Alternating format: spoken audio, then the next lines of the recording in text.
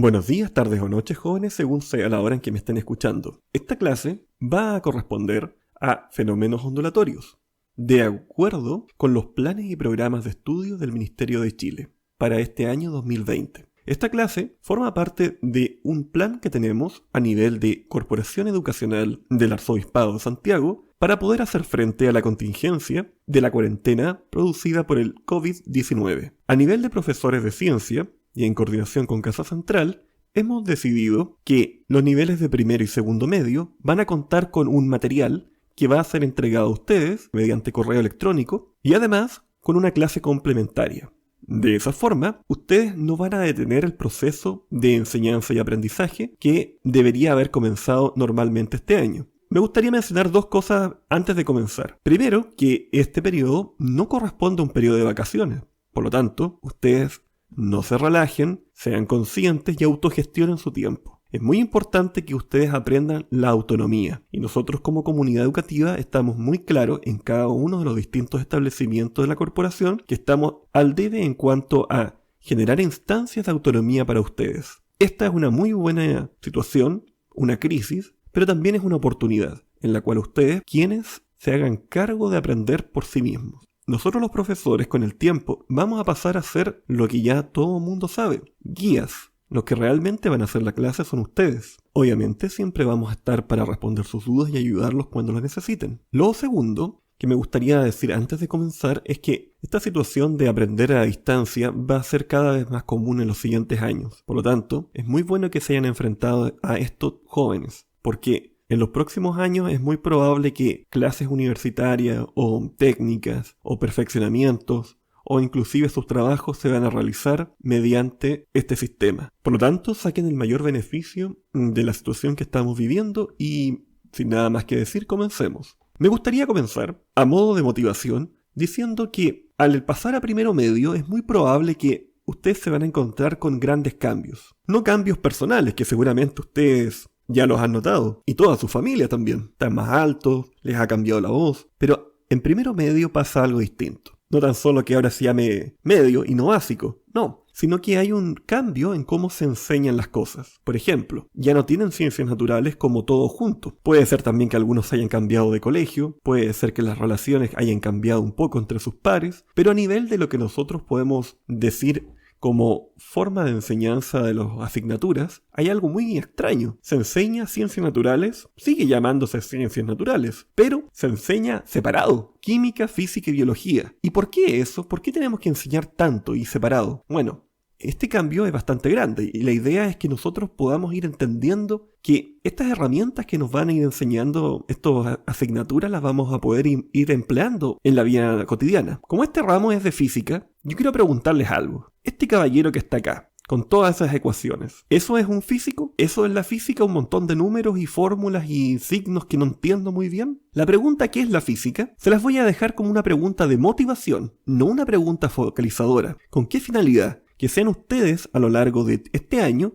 quienes logren hacerse una idea propia de lo que es la física. Sin embargo, yo quiero enseñarles lo siguiente. ¿Por qué enseñamos ciencia en el colegio? ¿Se han cuestionado eso? A lo mejor alguno de ustedes me podría decir, ¿saben? Yo quiero estudiar gastronomía, o yo quiero estudiar párvulo, o yo quiero, no sé, ser diseñador de videojuegos. ¿Por qué me podría servir química? Bueno, ahora viene la parte interesante. Uno enseña ciencia principalmente para que ustedes aprendan tres cosas: la alfabetización científica, habilidades y la naturaleza de las ciencias. ¿Qué son todas estas cosas? Miren, la alfabetización científica es que lo que nosotros les enseñamos sea útil para ustedes fuera de la clase. Es decir, los conocimientos que ustedes aprendan en química les sirvan en la vida cotidiana en cosas prácticas. Por ejemplo, si vamos a pasar algo relacionado con fuerzas intermoleculares, aquello les pueda servir para poder seleccionar cómo limpiar, por ejemplo, un determinado material. Por ejemplo, quiero limpiar mi PlayStation. ¿Con qué lo limpio? ¿Con agua? ¿Con alcohol isopropílico? ¿Con agua ras? ¿Con qué cosa? O por ejemplo, si ustedes quisieran en física. Física primero medio. A mí me interesaría tocar guitarra, pero me interesaría algo más, como la teoría musical. Me interesaría entender un poco más de cómo funciona un piano, por ejemplo, para poder entender mejor la teoría musical y ser un buen músico.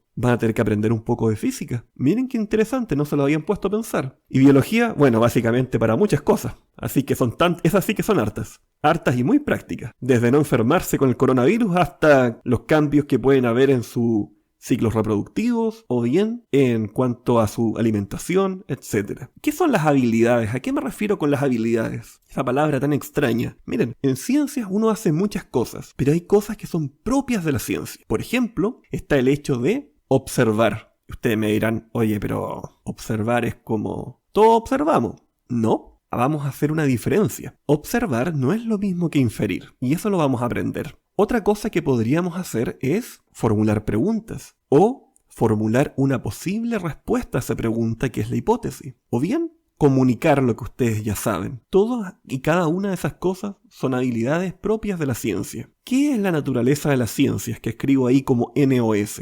Bueno, la naturaleza de las ciencias es aquello muy bonito que si alguno de ustedes es alguien que tiene una beta de historiador a futuro, o de periodista, o de abogado, o de humanista, se van a dar cuenta que como civilización humana hemos ido cambiando mucho. Y ese cambio ha producido varios efectos a nivel de sociedad. Y además ha hecho grandes avances, con un gran costo muchas veces. Pero es básicamente cómo nosotros pasamos de ver el mundo de una forma a otra. Y que ese paso no es algo inmediato, sino que requiere del trabajo en conjunto de una gran cantidad de personas. ¿Cómo voy a hacer en esta clase o en todas las clases junto a los demás profesores que ustedes, por ejemplo, logren desarrollar habilidades, entiendan de la naturaleza la ciencia, puedan ver que esto es útil mediante un contenido? El contenido va a ser no la finalidad. Les voy a ser muy claro. Nosotros, a nivel de corporación, como país, a través del ministerio, ya no estamos tan interesados en que ustedes, por ejemplo, se sepan la fórmula de memoria, sino que el proceso sea lo que realmente esté desarrollándose. ¿Cómo vamos a ver eso? Mediante actividades. Una actividad, por ejemplo, alguna cosa como un experimento, guía, alguna pregunta de reflexión. Y de esta forma lo que esperamos es que ustedes pasen de un estado de aprendizaje A, antes de la actividad, a un estado de aprendizaje B. ¿Qué es lo que esperamos? Que con todo esto pueda entrar en sus cabecitas ideas como, por ejemplo, causa-efecto, escala, proporción, sistema, modelo, energía, materia. Y durante los siguientes 4 años, la idea es que ustedes a lo largo de química, física y biología puedan tener estas ideas en mente. ¿Estamos? Ya. Cualquier cosa, ustedes siempre pueden decir, profesor, no le entendí nada. Me lo escriben en la caja de comentarios. ¿Ven? Estamos todos unos youtubers aquí en la corporación. Bueno, entonces, para poder hacer una actividad de motivación y ustedes puedan tener un inicio de este nuevo ciclo en física, vamos a hacer una actividad bien bonita que tiene que ver con unas patitas. Miren, ¿qué es lo que estamos viendo acá? Quiero que ustedes me digan qué observan. ¿Estamos? Yo les voy a dar un momento para que lo piensen. Si no, le pueden poner pausa. Mejor pónganle pausa. Ya. Entonces, quizás alguno de ustedes pensó, bueno, yo estoy viendo las patas de un pajarito y después veo como un pato. Y el pato va corriendo y se junta con el otro. Muy bien. ¿Y ahora entonces qué pasó? Bueno, aquí podríamos decir que el pato se comió al pato chico. Y después parece ser que el pato se fue como tan lleno o se llevó todavía al pajarito chico en el buche o en el pico y entonces fue caminando más lento. Y ahora viene la parte interesante. ¿Quién les dijo a ustedes que esto era un pato? Nadie. Ustedes lo infirieron a partir de ¿qué? De que ustedes ya conocían ese patrón de manchitas que dijeron, esto es una pata. La pata de un pato. No pues jóvenes. Así no era. Acá lo importante es que ustedes hayan logrado hacer la diferencia entre la observación y la inferencia. Lo que yo observo son un patrón de manchas con una forma repetitiva que se va acercando en pares a otro patrón que también está en pares, pero que tiene una separación un poco más homogénea. ¿Se dan cuenta? En ningún momento dije que era un pato. Ni siquiera sé dónde está esto. Imagínense ustedes vieran esta imagen en la luna. ¿Hay patos acaso? No. Ahora lo otro. Un pato se comió al otro. ¿Quién les dice que esto, por ejemplo, ocurrió al mismo tiempo? A lo mejor el patrón pudo haber quedado antes y el otro patrón después. No tiene por qué haber sido algo simultáneo. Esto es muy importante porque muchas veces uno tiende a asumir cosas y hacer una mezcla entre la observación y la inferencia. El pensamiento científico, que es muy propio de lo que fue el gran cambio que hubo en el siglo XVI con el surgimiento de la ciencia moderna, llevó a un cambio en cómo se veían los fenómenos. ¿Qué es un fenómeno? Un fenómeno viene de phaidos, una palabra griega que significa lo que se manifiesta.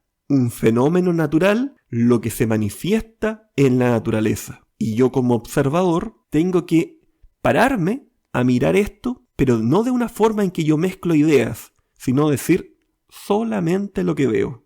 ¿Estamos? Vamos a ver. Si todo resulta bien, vamos a tratar de hacer un pequeño cuaderno de ciencias. Miren, esta imagen la encuentro muy interesante. Es una caricatura que hace referencia a una parte de un texto budista que dice que la realidad es una, pero los hombres sabios hablan a través de la variedad. ¿A qué me refiero con esto? Imagínense que varias personas ciegas tocan, por ejemplo, un elefante. Uno le toca las orejas. ¿Qué va a decir esa persona?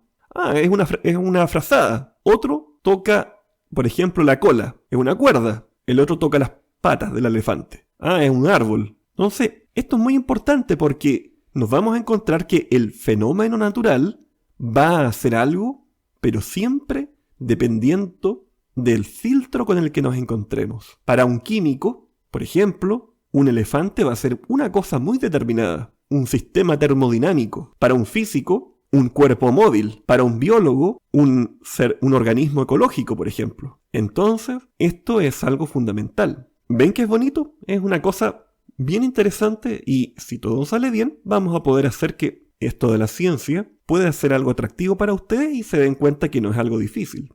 Ahora sí, vamos a comenzar con lo propio de las ondas. Cuando el mundo habla de ondas, cuando la gente habla de ondas en general, casi siempre partimos con las olas, las ondas en el mar. Bueno, pero ¿qué es realmente una onda? Acá tenemos una imagen, por ejemplo, del viento que está empujando el agua y yo veo esto, pero ¿y la onda dónde está? O por ejemplo, esta persona tocando una guitarra. ¿Dónde está la onda acá? ¿Qué es exactamente a lo que yo hago referencia cuando digo que el sonido es una onda?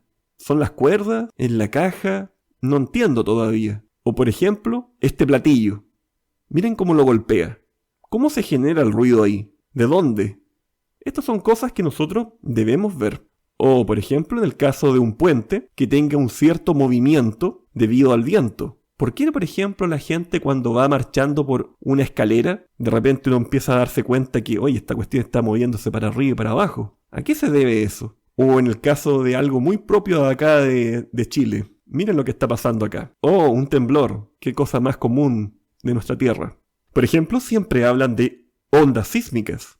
Pero ¿por qué? Porque yo pensé que una onda era como el mar, pero acá me lo están mezclando con el tema de la tierra. Quiero que ustedes, el bichito, les vaya apareciendo. ¿Estamos? Por eso, la pregunta de focalización es, ¿qué tenían en común todos estos ejemplos? Unos me van a decir son ondas. No. Quiero que ustedes logren pensar un momento en todos los ejemplos que vimos. Y quiero que ustedes traten de pensar qué cosa fue lo que tenían en común. ¿Qué vieron que siempre se repetía? ¿Ya? Bueno, y con esta pregunta de focalización vamos a terminar la primera parte de la clase.